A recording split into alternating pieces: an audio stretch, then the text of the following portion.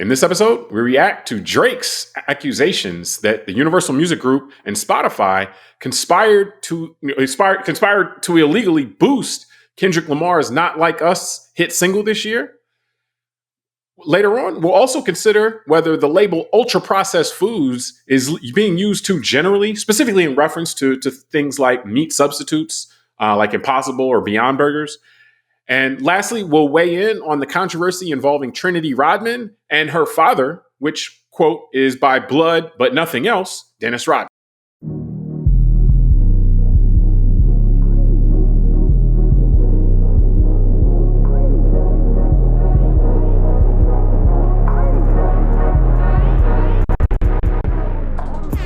Hello, welcome to the Call Like I See It podcast. I'm James Keys. And joining me today is a man whose takes can be sharp enough to go down in battle rap lore. Tunde Ogunlana. Tunde, are you planning to just hit him up today, or are you more in a soul-eating like ether kind of mindset? Man, I think I'll hit him up. All right, direct, straight shot. Let's go. Yeah. All right. Now, before we get started, if you enjoy the show, I ask that you subscribe and hit like on YouTube or your podcast platform. Doing so really helps the show out. We're recording on December 23rd, 2024.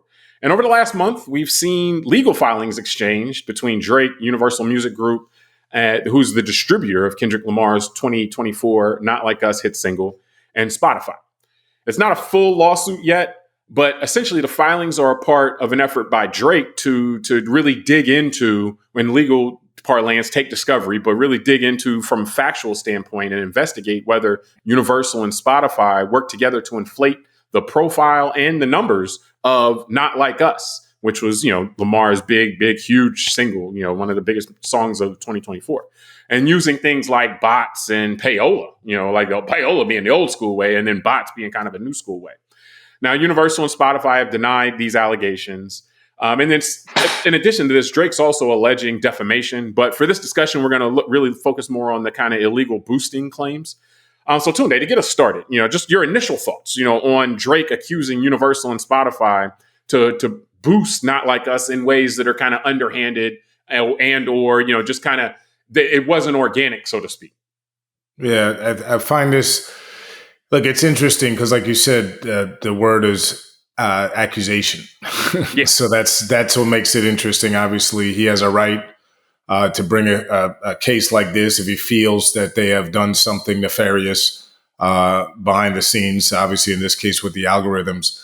So in this sense, I think it is valid that he brings this case. However, I do also feel like it looks like he's a little bit crying sour grapes. That's really the question. Is this sour grapes, or is he really on to something, so to speak? Yeah, like I feel like, unfortunately for him, because I'm pretty neutral in this one. I'm of the generation of Biggie and Tupac, that beef. So I'm looking at this one like, oh man, the kids are fighting. I feel like I'm not in this one like I was, 30 years ago. In that one, not emotionally. Yeah, not emotionally, but being on the outside of it, looking in, it appears that Kendrick Lamar got the best of him in this last year or so, this cultural beef between both men.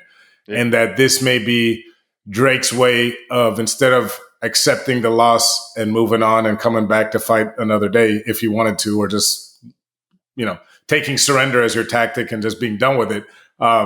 He seems to want to come back and fight this way, which is very interesting. So this isn't how, and again, this is progress, because this isn't how Tupac and Biggie's beef ended,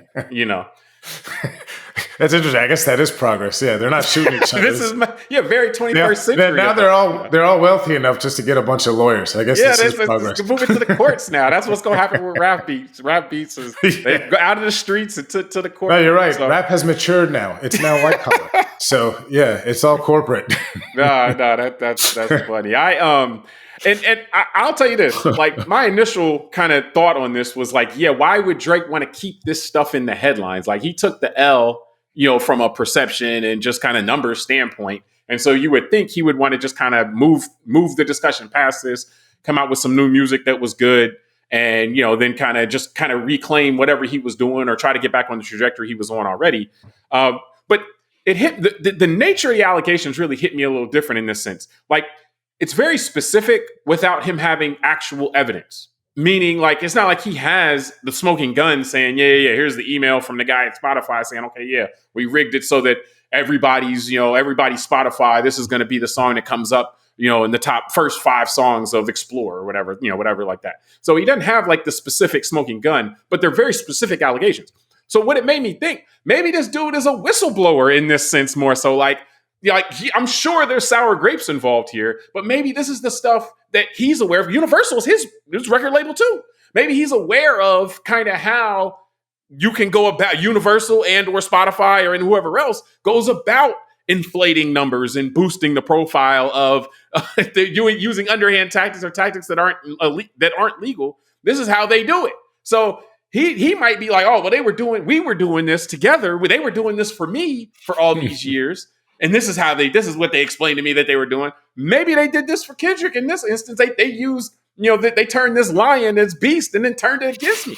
And so that to me is when it's so specific, but without the actual smoking gun, it's like, well, how did you get this level of, okay, well, here's, this is the bots and this and that. It's like, yo, you know a lot about this. You're like, if someone were to do something like this, you seem to know exactly how they would. And so maybe that's what's happening here, so that to me, that's where I went, like the second jump, basically after and I think it's both. Obviously, I think if he had won the rap beef, I'm sure he wouldn't have done this. He'd been like, yeah, go rig the numbers for me some more. But now it's like, oh, so you out here calling people out. I want to come back to that because you said something I want to come back to, but real quick because you said something else that I want to hit on now, which is that I got you going then. Yeah, no, because.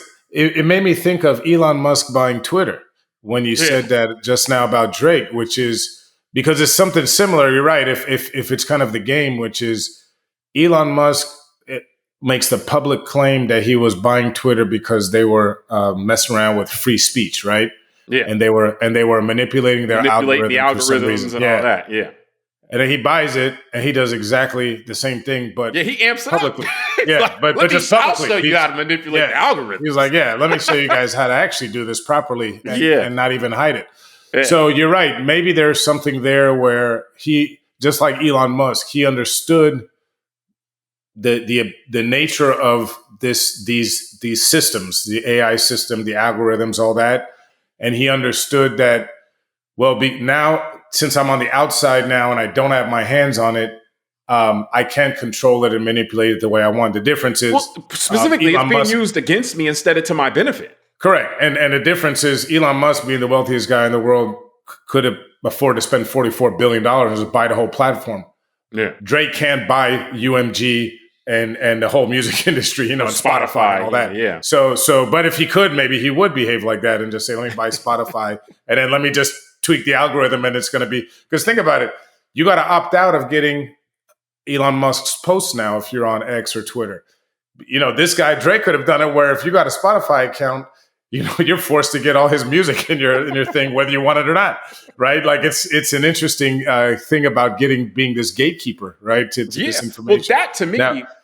But let me just say this real quick. I know you had one more. Because then I want to finish my other point. Yeah. But that to me, actually, and that's where my next, and I'll get to you before I get, but that's where I'm going to go with this next, is that this really is ultimately like, it's sour grapes. I wonder if he has kind of inside info and maybe these techniques were used to his benefit before and all that stuff aside. This is actually a shot. We did a book where we did a podcast and we read the book Technofeudalism earlier this year, 2024. And it really went in that this gatekeeping and this algorithmic curation function and how much power that gives the person who controls the algorithm. And, this really gets at the heart of that, to the nature of his allegations, specifically against Spotify, that, hey, you guys are manufacturing this hit. I'm sure the song would have done well, but you guys made it into the biggest song of the year, and at my expense, because you turned the knobs on the algorithm a certain way. And so that it gets into that, I want to get into, but go ahead. I know you have one more thing. Yeah. And so it's interesting because you said to get back on the trajectory he was on. And this is why I want to just hit this up, because it's more about the culture, not the technology and the stuff we're going to discuss now. And it's interesting because You're right. Drake was on such a huge trajectory, which he'd been on, being one of the biggest artists in the world at this point. And what Kendrick Lamar did, which is very rare, especially in hip hop, and I think any genre, hip hop having the history of this battle rap environment, which I think is pretty unique to hip hop. I don't see that in other genres of music. And understanding the history of hip hop like we do, right? Like in the 80s, the breakdancing and the battle rap was a way to replace shootings and actual fighting with gangs. And so there's a big history on this stuff about, kind of manning up and who's the bigger man based on the ability to battle rap. And what Kendrick really did in two ways, which I think was a fatal blow culturally for Drake. One was kind of expose him with that song "Not Like Us" because he's Canadian, he's not quote unquote African American, which shouldn't be a big deal. But if you really get deep into the culture, that can become a wedge issue, which it became. The second is, which I think this is even more of an issue for Drake, which is Kendrick really exposed him that he's not really a real rapper in that way. That he doesn't have stuff coming off the dome, just like being able to spit bars like that, like the way Eminem did in the film 8 Mile. When he got challenged. I don't know, man. I think you're wrong. And I'll say this: Drake has had bars because Drake has taken on other rappers. I think what you're feeling is is not what you're saying, and I think what you're feeling is correct. I think Kendrick took his manhood. You know what I'm saying? It wasn't like Drake had bars, but Kendrick came and like kind of just stood over him. I wasn't sure where you were going, but you're right. No, and Drake was like that. Get up.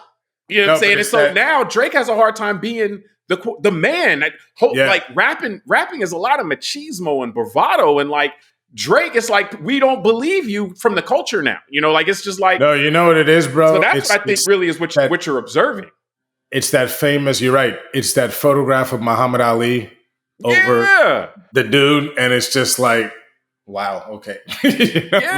So yeah, it's hard. Right. It would be hard for Drake to come out rapping about how tough he is now or about how, like he's the man and this and that. Cause it's like, man, we just remembered this dude took your soul. Like, but that's what I feel like. If Drake really had himself, not someone else writing the lyrics for him and him doing a great job spitting the bars when someone writes it, but himself coming up with it, he would have done it already. But I think that's where he's exposed. It's just he doesn't have it. I mean, that's what I said. I think you can't go there because he's won plenty of rap beefs in the past. You know what I'm saying? And so like people say Meek Mill was never the same, after. It shows you why I'm stuck in the 90s. So let's not continue to embarrass understanding. But I mean, I get what you're saying. And, I mean, so the idea that maybe Drake is struggling to get back on the trajectory on the track that he was before, like he's tried to kind of push this and push that, and it doesn't hit the same. Which I mean, we've seen that as the outcome of battle rap. I guess that's the reason I brought that up. Well, let me say this though. I think that from that standpoint.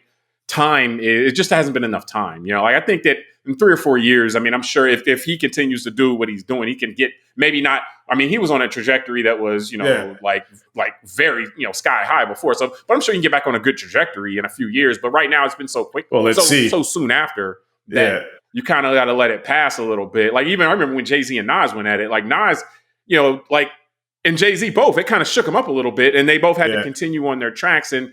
It took a second, for them to kind of get back into find their voice, particularly Nas, I would say. Like, and then they had a song together, which was great. Black Republican, remember that? So, but I want to get to this techno-feudalist angle because I do want to get out of this topic in a second. And like to me, the question of is it possible really even to do this organic hit thing anymore? Because I'm looking, and when I read this and read, kind of what the accusations are and everything like that here, like I'm not saying that. Previous to now, there was some kind of organic marketplace. We know payola, on radios and stuff like that, has been a part of the music industry since the beginning.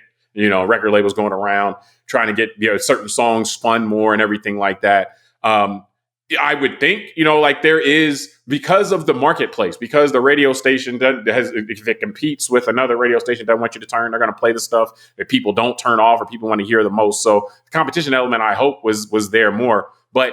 When you're talking about the algorithmic piece, particularly with a captive type of audience, you're paying a subscription and stuff like that. I do wonder if it's possible now to really manufacture, as long as a song has certain characteristics, as long as it's quote unquote good enough. And I'm not saying this is Not Like Us. Not Like Us is a great song, but as long as the song is good enough, I wonder if you can if it's possible to algorithmically make it a hit, just by every time somebody, we're going to put it in all these playlists, which we know is done, hey, we're going to make sure that the Spotify playlist or the Apple playlist contain it. Make sure, if in Explore functions, it's going to get what drives what's a hit now? Is it people going and searching for it? Or is it being what's being recommended? And the offline, I gave you the example, and it's so hold up. I wonder if Charmin's sales go down, can they sue, Amazon, being yo, if somebody searches toilet paper, you don't even put us on the front page anymore. You got all these other, things behind it. It's because algorithmically, if you're 20 spots down on Amazon, they are putting you at a disadvantage, And so what is do the techno-feudalists, so to speak, just could hold all the cards here? And it's they can decide what succeeds and what fails. And two, does somebody like Drake in this case, or in the hypothetical I gave about Charmin, do they have any kind of recourse, in dealing with these people? Or is it just just whatever the techno-feudalist does for you, that's what you're going to have to deal with. You know what I'm saying? And if they decide to favor you, to give you favor status, you're going to get that. And if they decide to stop giving you favor status, give it to somebody else, you're going to be screwed, and there's not much recourse you have. And so that's kind of the questions that were raised in techno-feudalism as well. So I saw the tie-in there. And so to me, I'll let you get the last word, but that was something to me that was it's oh, okay, yeah, while this is funny and sour grapes and all that, there's something under this as well that's what about the next, diss song? And they want to, they want one person to win or another person to win, or a record label says, hey, we got money on this person or whatever. Yeah, it's interesting. But I want to ask you this, because one of the things I read in one of the articles was that the track ultimately peaked at number 1 on the US Billboard Hot 100 and earned acclaim from critics. So my point is that he's suing Spotify, which I know is a big player, but it's one of many. It's not Apple Music. It's not some of these other platforms, SoundCloud and others that also have a lot of music. It's not the radio stations, so on and so forth. So, the fact that it was the song, Kendrick Lamar's song, peaked at number 1 on the U.S. Billboard charts. Is he trying to make the claim that by Spotify has that much influence that themselves, by them manipulating it, it influenced the whole other thing? Well, that's the chicken and egg thing. Okay, if you make it a big enough hit in one place because of algorithmic feedback and stuff, will it then peter out everywhere else, or, distribute out everywhere else? But it's just Spotify and it's universal. So to me, that's one of those things, though, where it's it's strangely specific to not have a smoking gun. And it's why did you say Spotify and not Apple Music? Or, why didn't you throw Apple Music in there too? And now, just to be clear, he's not suing them yet. He made filings because he wants to try to get factual information from them, through the discovery process. So he hasn't actually put it in, and signed paper saying this is what happened, but he's alleging that this is why I want to be able to get more information. But that's part of why I'm why was. Usually if you're going to sue, I've been damaged, you sue everybody. It's I'm going to sue all these people, and then we'll figure out once we're in the lawsuit if I need to drop somebody out. So this was so targeted and so specific without the smoking gun. It was just it seems like this is what you were aware of them doing for you. So that's that's where I get that from, or that's where I go with that piece. But I don't know. I think that we will, generally speaking, I imagine this type of thing is going to settle. I can't imagine Spotify or Universal would want any of this stuff.